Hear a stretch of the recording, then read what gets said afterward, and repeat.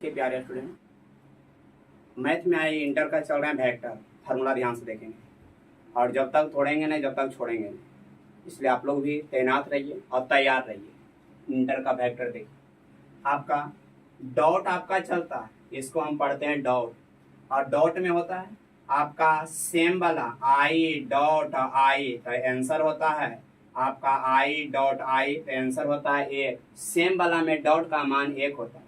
J dot J, answer होता है एक। के डॉट के, आंसर होता है एक। अगर डॉट अलग अलग रहे, जैसे आपका आई डॉट जे रहे तो आंसर होता है 0। जे डॉट आई रहे तो आंसर होगा 0। उसी प्रकार से जे डॉट के रहे तो आंसर होगा 0। के डॉट जे रहे तो आंसर होगा 0। उसी प्रकार से आप आगे चलेंगे, के डॉट आई रहे तो आंसर 0। आई डॉट के रहे तो आंसर हो जाएगा 0। यानी डॉट वाला सेम रहे तो एक और अलग अलग रहे तो 0। उसी प्रकार से आगे समझिए क्रॉस वाला। अगर हम पढ़ते हैं क्रॉस, अगर आपका क्रॉस पढ़ते हैं, अगर सेम वाला क्रॉस रहे तो उसका मान होता है 0। आई क्रॉस आई तो आपका 0। जे क्रॉस जे तो एक आपका हो जाएगा 0। के क्रॉस के तो एक हो जाएगा आपका 0। लेकिन अलग अलग रहेगा क्रॉस तो में ध्यान देने की बात है। आई क्रॉस जे रहे तो आंसर होगा के। आपका जे क्रॉस के रहे तो आंसर हो जाएगा आई।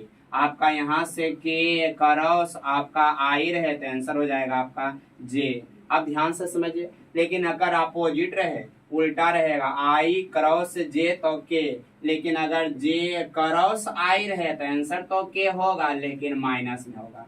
आपका जे क्रॉस आई रहे तो के रहे तो आंसर होगा आई, लेकिन अगर के क्रॉस आपका रहे जे तो आंसर हो जाएगा आपका माइनस आई। आपका आगे चलेंगे, के क्रॉस आई का उल्टा रहेगा आई क्रॉस के, तो आंसर हो जाएगा माइनस जे। यानी इस प्रकार से आपका चलेगा। लेकिन और समझिए ध्यान से, ये घूमने का तरीका समझिए आपका क्रॉस में। जैसे यहाँ से हो जाता है आई, और बाद हो जाता है जे, और बाद हो जाता है के।